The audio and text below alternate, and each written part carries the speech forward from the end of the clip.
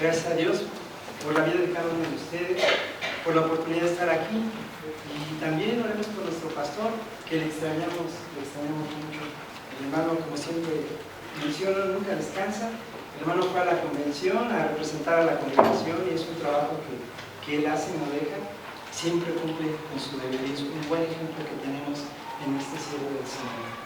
Un lamento que invita al arrepentimiento es el título de este sermón, hermanos. Quisiera empezar mencionando que hay algunos libros que normalmente no son tan usualmente usados. Hay muchos predicadores que dejan de lado, por ejemplo, los profetas menores. Hay otros que no usan, por ejemplo, los libros históricos, o leen Reyes pero no leen Crónicas. Y en particular, de verdad debemos estar agradecidos con el Señor, porque nuestro hermano Neftalí, nuestro pastor, siempre predica tanto del Antiguo Testamento como del Nuevo Testamento. Nunca deja un pasaje suelto, él siempre predica de manera expositiva. Entonces, de hecho, si ustedes recordaron, hace unas semanas apenas terminamos el libro de Éxodo. Y entonces, minuciosamente y de manera meticulosa, el hermano siempre va con los pasajes tal cual deben de exponerse, y es motivo de agradecimiento. Yo quisiera, hermanos, invitarlos a que viéramos un pasaje que por lo demás es interesante, un poco complicado desde el punto de vista de la exposición, porque el pasaje que vamos a ver, que está ubicado en Lamentaciones 3, podría ser visto, hermanos, de manera histórica, de manera profética y de acuerdo al texto que está en Lamentaciones. Sería complicado a veces para un predicador pues, amarrar o hacer un sermón que abarcara todo esto, porque tendremos que ver Segundo de Reyes, en este caso, ver el libro de Jeremías, porque en Jeremías, de manera profética, profeta, valga la expresión, pues hace ver lo que de manera preventiva le estaba diciendo al pueblo y lo que iba a pasar después. Y Lamentaciones en particular, hermanos, es, como decía nuestra hermana Magda, es un libro que presenta una lamentación, y es esencial, hermanos, porque se da exactamente después de que pasa una situación bastante fea con el pueblo de Israel. Entonces, vamos a ver en esta mañana, en esta tarde ya, hermanos, 4 puntos en referencia a Lamentaciones. Primero que nada, quiero decirles, hermanos, que este libro de Lamentaciones abarca un periodo del año 626 al 586. Es un libro considerado como del género poético por los judíos. Está hecho en base a acrósticos, es muy diferente a todos los demás. Si usted se da cuenta, va a encontrar una secuencia en Lamentaciones que es muy parecida al Salmo 119. ¿Por qué? Porque los hebreos escribían en acrósticos y dividían los versículos. Si usted se da cuenta, y le voy a pedir que tenga su Biblia abierta, se va a dar cuenta que hay versos o hay porciones que están escritas en un versículo y cortadas en tres frases. Hay otros que abarcan 3 o 6 versículos. Estos forman, queridos hermanos, los acrósticos. Algo más que tenemos que decir es que este libro de Lamentaciones fue escrito in situ, es decir, cuando pasó la situación de la invasión en Jerusalén, el profeta se dio la tarea inmediatamente de que hubo una brecha abierta en el muro, fueron derrumbadas la mayor parte de la muralla y derribado también el templo. En ese lugar, hermanos, justo después de que pasó eso, el profeta se paró y empezó a decir las lamentaciones. Estas lamentaciones tienen una estructura muy simple. Va dirigida al pueblo para que recuerde. ¿Qué tiene que recordar? Bueno, 3 ramas en particular, o 3 partes en particular. Debe recordar la profecía, debe de recordar el ritual y debe de recordar también la sabiduría. Entonces, todos estos acrósticos lo escribe en base a estos 3 aspectos, pero usando una tonada fúnebre. Los judíos, cuando celebraban, o no celebraban más bien, tenían que realizar un entierro o un evento fúnebre, lo que usaban era cantar. entonces tener una tonada que ellos usaban en esas melodías que era bastante triste. El profeta Jeremías lo que hace es precisamente es ponerle esa melodía o esa tonada a todo el acróstico que escribió. Ahora bien, tenemos que ver que la división de Lamentaciones, que son 5 capítulos, abarca un título en particular. Este título, por los judíos mayormente, le ponen los juicios de Dios, y a su vez dividen cada capítulo poniéndole un subtítulo.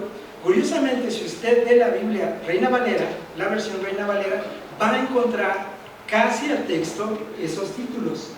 El primer título que abarca, o subtítulo mejor dicho, el capítulo 1, es La tristeza de Sión cautiva. El capítulo 2 tiene un subtítulo que también es muy parecido, es La tristeza viene de Jehová. El capítulo 3, el subtítulo diría Esperanza por misericordia de Dios. El capítulo 4, Castigo consumado. Y finalmente el capítulo 5 tiene Respuesta del pueblo. Y el subtítulo sería La oración del pueblo afligido. Entonces, todos estos capítulos, ahora divididos en 5, el autor Jeremías los presenta precisamente después de que fue tomada la ciudad de Jerusalén, sobre todo el templo, y empieza a decir este lamento. Ahora bien, esto es en cuanto al libro como tal. Les voy a pedir que vayamos por un momento a Segundo de Reyes, capítulo 24-25, para ver un segundo punto que es oídos para oír, mente para procesar y decidir. Segundo de Reyes 24, justo después del capítulo 25, que dice caída de Jerusalén y cautividad, después de esta parte es cuando Jeremías escribe Lamentaciones. Ahora, este segundo libro de Reyes, queridos hermanos, nos habla de un rey de Judá. Este rey de Judá se llama Sedequías. Y según cómo lo califica la escritura, vea por ejemplo lo que dice el verso 19, 18, 19 y 20. Nos habla de este rey en particular, del capítulo 24. Fíjense cómo era Sedequías. Nos dice unas características, y la Biblia siempre nos presenta de manera llana y sencilla y directa todo lo que debemos de saber. Vean qué es lo que debemos de saber de Sedequías. Primero nos dice que era de 21 años, versículo 18. Comenzó a reinar exactamente a los 21 años y nos dice cuánto duró su reinado. En este caso nos dice que fueron 11 años. El nombre de su madre fue Hamutal, hija de Jeremías de Libna. Y luego nos dice una calificación. ¿Cómo actuó este rey? Dice, e hizo lo malo ante los ojos de Jehová, conforme a todo lo que había hecho Joacim, que hemos de suponer que era su papá. Vino pues la ira de Jehová contra Jerusalén y Judá, hasta que los echó de su presencia, y Sedequías se rebeló contra el rey de Babilonia. Entonces, nos dice algunas características en particular de este hombre. Y hablemos un poco de conducta, por favor, hermanos. Nos dice que él hizo lo malo, pero también nos da una característica de él, de su forma de confrontar una circunstancia que se estaba dando. Nos dice en el verso 20 al final que se rebeló. Un joven nos dice que también era, ¿de cuántos años tenía, hermanos? 21. ¿Cuál sería una característica de un joven de 21 años? O de 18, o de 15, o de 22 o 23. Rebelde, ¿verdad? Este hombre era rebelde, por naturaleza era rebelde. Si yo le pregunto a usted, ¿cuál sería su característica principal, su forma de proceder hoy en día? ¿Qué diría de usted?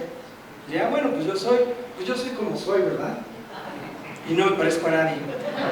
No, la verdad es que nosotros tendemos a actuar y ser de una manera ya muy precisa, es decir, nosotros tenemos costumbres muy arraigadas y pues ni modo, a veces no nos podemos quitar eso y podemos ver finalmente, hermanos, que nosotros tenemos esas características o esa forma de proceder porque ¿dónde lo aprendimos?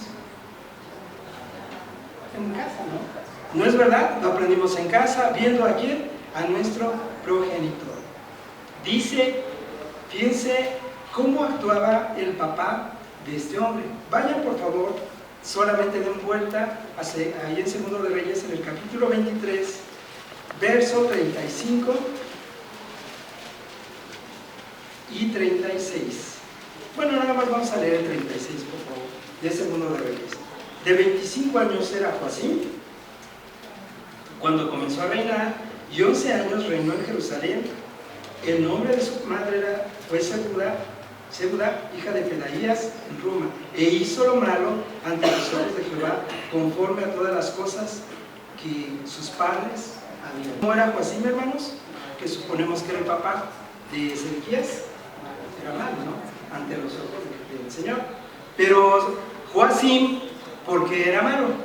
Porque también así fue como vio que actuaban sus papás. Toda acción, hablando de conducta humana, toda acción que realizamos es impulsada por una razón. No hay nada que hagamos que tenga una razón involuntaria.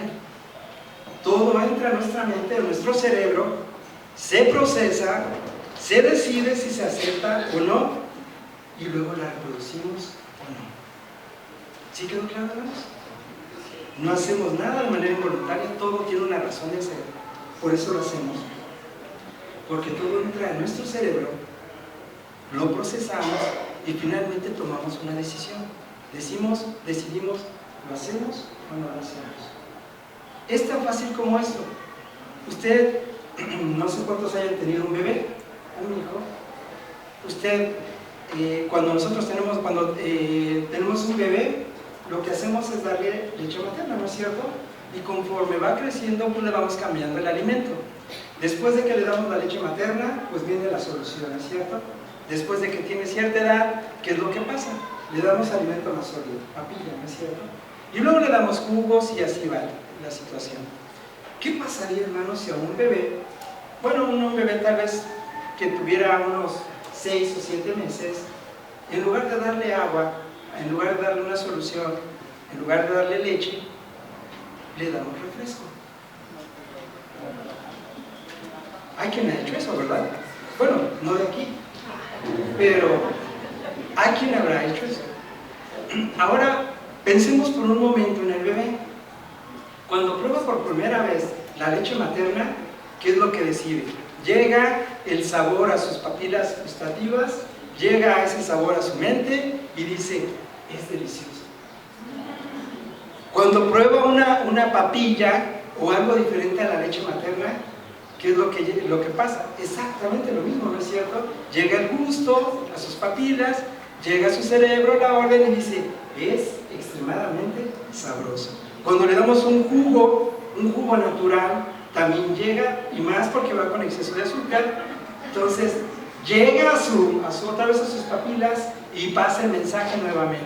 Ahora, imagine qué pasaría si en lugar de todo eso le damos refresco. Pues en una frase, le echamos a perder la vida por el resto de sus días. ¿Por qué?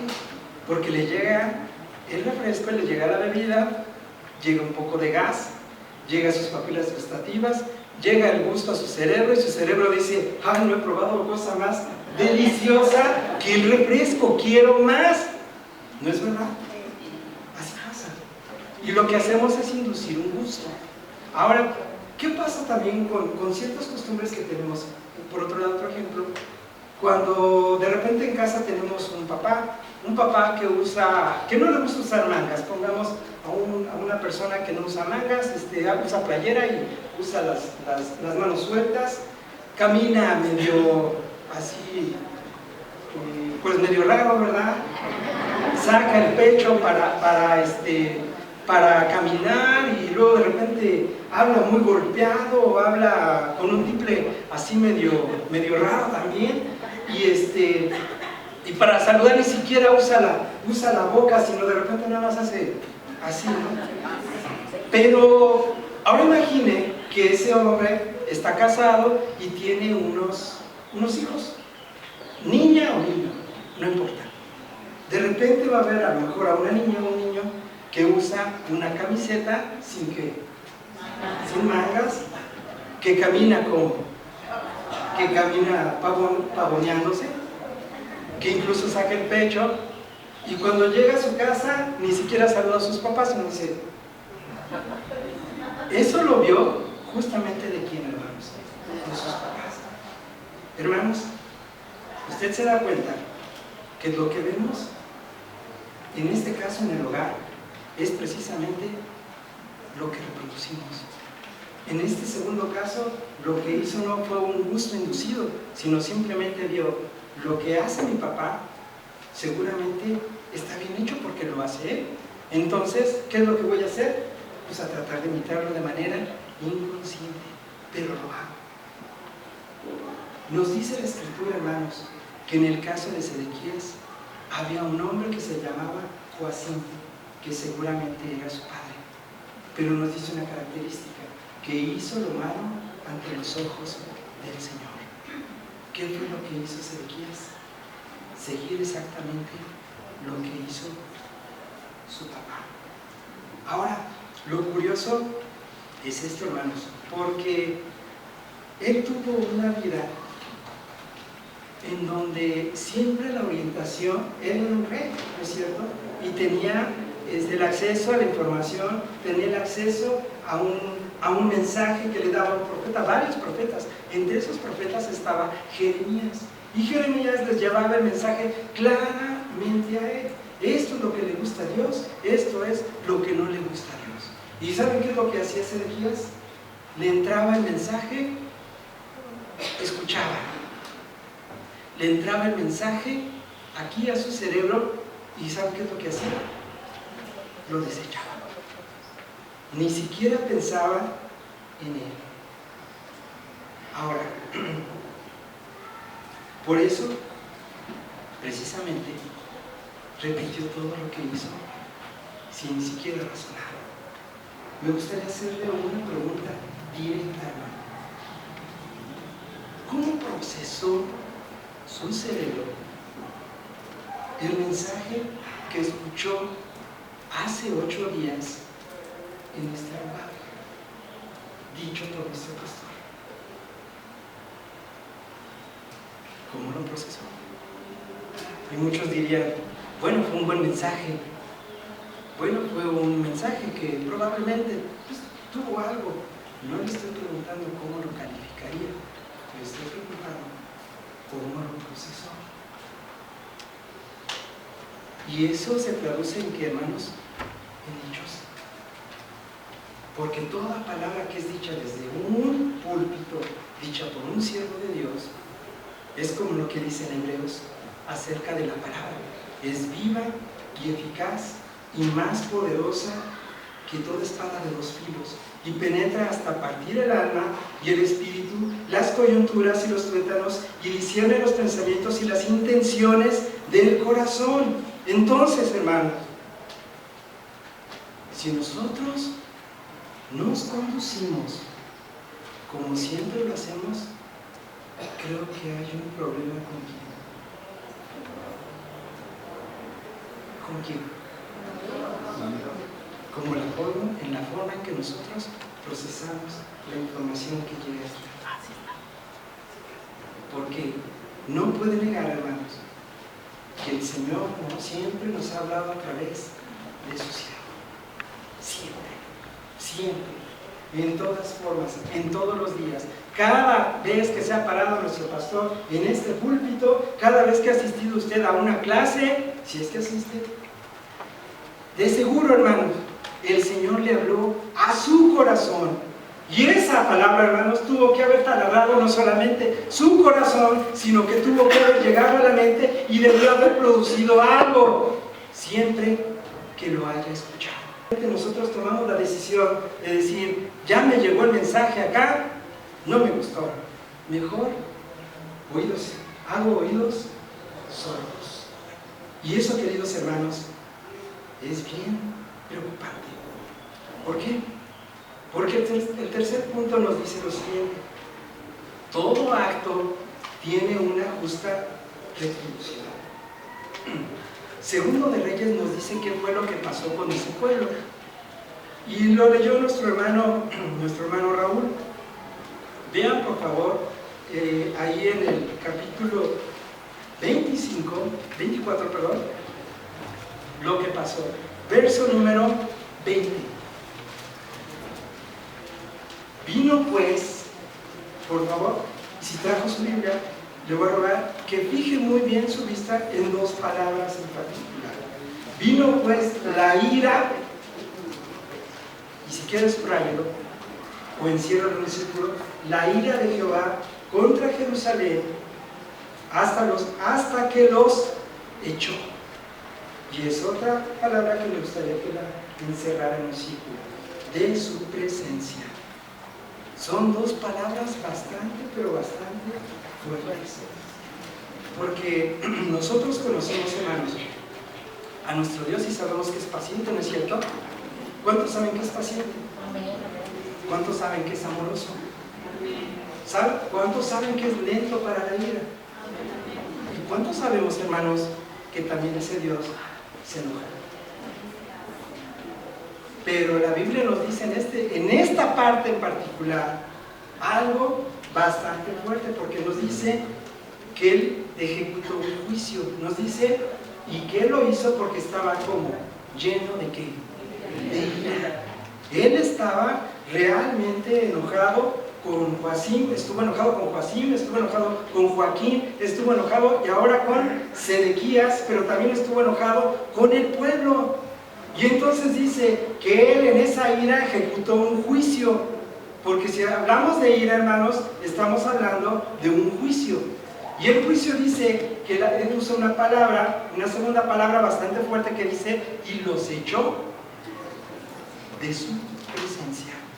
Ahora, podemos decir, o podríamos tomar, bueno, esta palabra de echó, pues puede ser que como estaba enojado, a veces como a los papás nos dice simplemente, vete de aquí, ahorita no te quiero ver, vete por favor, apártate, déjame solo, déjame estar con mi coraje y después se me pasará. No, el Señor dice ahí que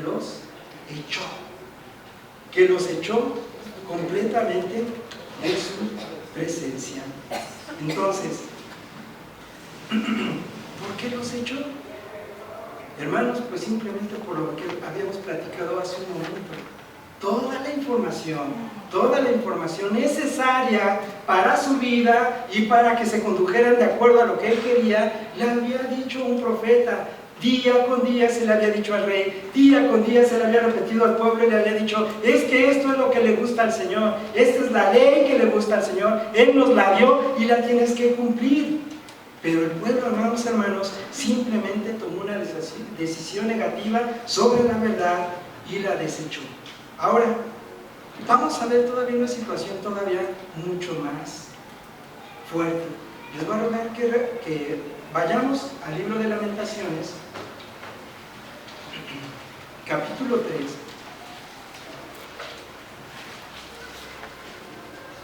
Y vean esto en particular. Por favor, busquen el verso 42. Y recuerden, es una lamentación. Ya lo tiene, Lamentaciones 3, 42 y 43. Dice, nosotros nos hemos rebelado y fuimos desleales. Tú no perdonaste. Creo que le hace falta una S, ¿no, hermanos?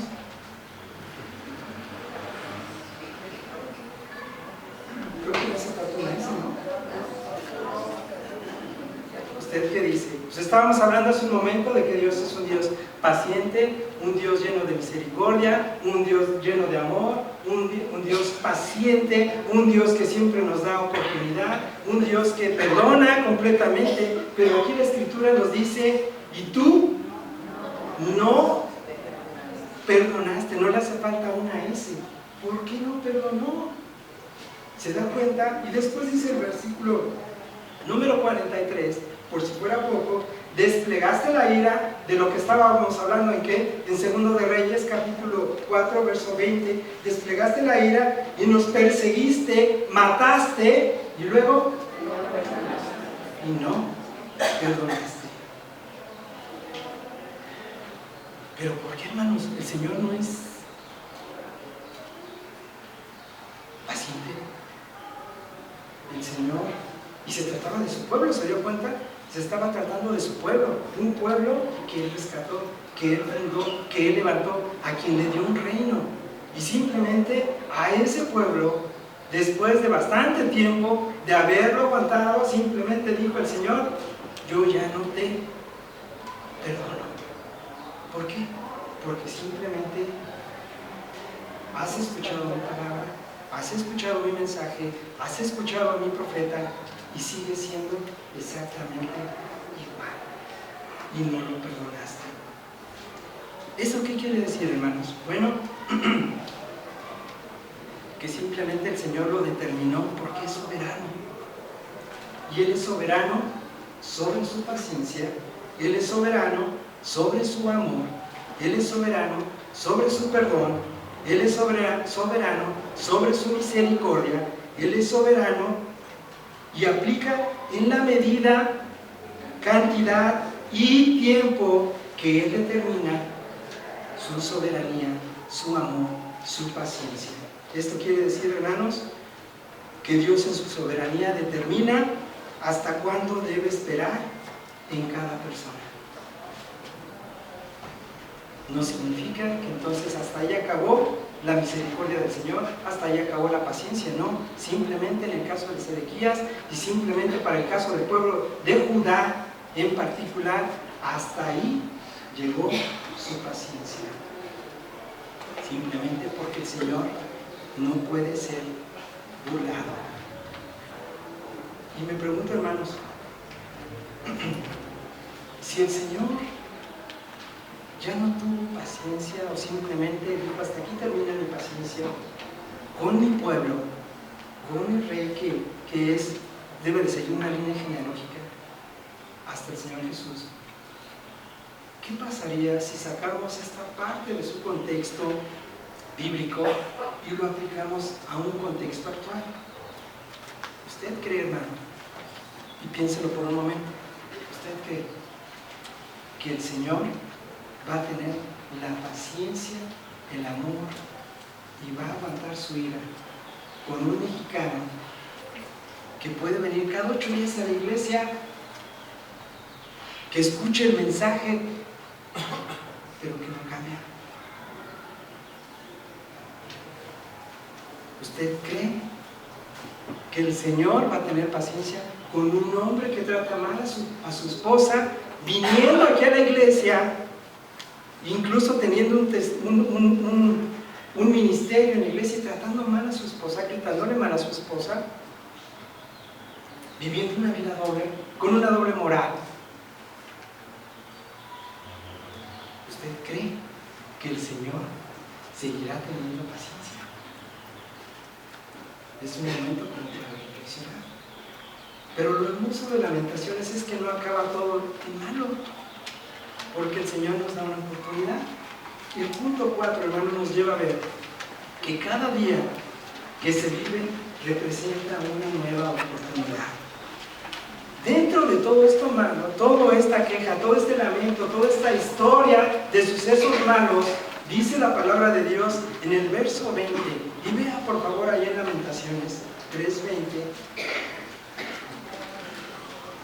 22, qué maravillosa palabra dice el profeta Jeremías: por la misericordia de Jehová no hemos sido, ¿qué dice? Consumidos. Y recuerda que lo que leímos en en Reyes, los echó, pero no los consumió, porque nunca decayeron, y luego nos da la razón, porque nunca decayeron sus miserias cada mañana. Grande es tu fidelidad. Mi porción es Jehová, dijo mi alma, por tanto en él esperaré. Nunca mencionó la palabra condenación. Dice los echó, dice no perdonó, pero no los exterminó. Hermanos, el Señor, si nos deja vivir un día más, si nos permite ver la luz de un nuevo día, ¿sabe por qué es?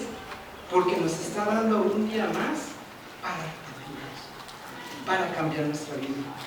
para no ser la persona que fui ayer. Porque si el Señor me está permitiendo ver la luz de un nuevo día, hoy, aquí, en este día de julio, es porque el Señor quiere algo con usted y conmigo. Y nos está dando una nueva oportunidad. Alguien lo plasmó así, respecto a esta lectura que acabo de hacer de Lamentaciones. Si puedo ver la luz de un nuevo día, si estoy aquí, si puedo respirar, pensar, sentir y ver la realidad, es que estoy vivo gracias a tu misericordia. ¿Por qué no me diste lo que merecía? Y por eso me das una nueva oportunidad para no ser consumido en tu ira. Oh, qué grande es tu fidelidad a ti mismo, porque alguien tan desleal como yo no la merece, ni la valora, pero por tu fidelidad puedo experimentar tu amor. Aun cuando estoy convencido que lo que merezco es tu condenación por todo lo que he hecho en toda mi vida, y por eso puedo razonar que lo mejor que he tenido en mi vida es una porción de ti, de manera vívida en esta tierra, en mi casa, en mi hogar, en mi trabajo, en la iglesia, porque haces de todas las porciones las raciones correctas de amor, benignidad, abundancia y poder. Y por ello solo me resta decir, solo en ti esperaré. Si me permites ver la luz de un nuevo día, si me permites ver una mañana, sabré que puede haber dos razones. Una, que puede ser para darme otra oportunidad para arrepentirme y buscar tu rostro. O la segunda, repetir esta oración de manera consciente y poniendo todos mis sentidos sin excluir ninguno al pronunciar. Mi hermano, aún en las lamentaciones, aún en un momento fúnebre y difícil del pueblo de Judá, en este caso, el Señor mandó salvación y dio una oportunidad. ¿Cómo estamos aprovechando esa oportunidad en nuestra vida? Y termino con esto, con esta reflexión. Un reo había sido sentenciado a morar por siempre en una vieja, sucia y oscura mazmorra. No queriendo arrepentirse de su desatinada vida, orgulloso gritó que de alguna manera escaparía. El rey, en un acto de misericordia y gracia, le dijo que le perdonaría todo si recapacitaba, porque así encontraría la única salida existente. Su celda tenía una roca suelta, una alta ventana y un registro de desagüe. El preso intentó llegar a la ventana. Cuando lo logró, le llevó años aflojar los barrotes, solo para darse cuenta de que la altura era tal que le causaría la muerte intentar saltar. El desagüe no fue tampoco la respuesta, ya que si bien estaba abierto, se ahogaría antes de llegar al río. Los años pasaron, decidió escarbar por la roca suelta, lo hizo, solo para constatar que al otro lado había una celda igual. La soledad se volvió parte de él y así vivió encerrado. Antes de morir de viejo, el reo le dijo al rey: tú me prometiste libertad, pasé mi vida buscándola con todas mis fuerzas y no la hallé. De haberla, ¿cuál era mi salida, rey? El rey le respondió: bien claro te dije que tenías que recapacitar, porque si recapacitabas, te llevaría al arrepentimiento. Y el arrepentimiento te hubiera llevado a buscar, a pedirme misericordia. Yo te habría escuchado y te habría dado la salida, porque la salida dependía de mí. Querido hermano, a veces pasa que nosotros estamos luchando todos los días con algo que tenemos en nuestra mente, en nuestro cuerpo y en nuestra alma. ¿Por qué no podemos con ello? Y es una carga tan tremenda que tenemos en nuestra vida que a veces, con el solo hecho de voltearnos a ver al espejo o de vernos de frente, decimos: tú no vales la pena. Tú eres una persona que no va a cambiar. A pesar de que vayas a la iglesia, eres un hipócrita, porque no has cambiado nada. Sigues siendo lo mismo. No cambias, no te esfuerzas. Estás encerrado en ti mismo y nunca vas a poder salir. ¿Sabes por qué? Porque en realidad nunca hemos recurrido en arrepentimiento al Señor. Si el pueblo se hubiera arrepentido, ¿qué cree que hubiera pasado? Dios siempre oye a un corazón lleno de arrepentimiento. Dios siempre oye a un corazón que recapacita, porque el recapacitar nos lleva a realmente descubrir lo que somos como personas y no encerrarnos como este reo, tratando de buscar otras alternativas para nuestra vida.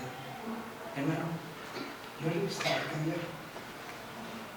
¿No le gustaría que mañana viéramos gracias? No porque el Señor nos permite vivir un día más y nos da la oportunidad, sino simplemente porque tenemos el gozo de la salvación. Porque Dios hizo una obra en usted, una obra de manera perfecta. Porque lo que hace Dios, hermanos, lo hace perfecto y lo hace para siempre. Así lo hizo. Hermano, incline su rostro. Prepara